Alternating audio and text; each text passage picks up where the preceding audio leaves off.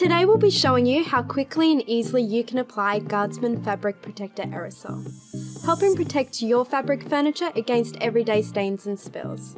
To ensure you don't have any issues with your furniture, test the product in a hidden area first. Ensure your fabric upholstery is clean and dry before applying Guardsman Fabric Protector. Make sure that any nearby surfaces are protected from overspray. Step 1. Shake the can of fabric protector well. It's important to remember 2 light coats are more effective than 1 heavy coat. Using a slow back and forth motion, spray the fabric protector around 25 to 30 centimeters from the fabric. Make sure you overlap the spray to cover the surface evenly. The fabric should be lightly coated, not saturated.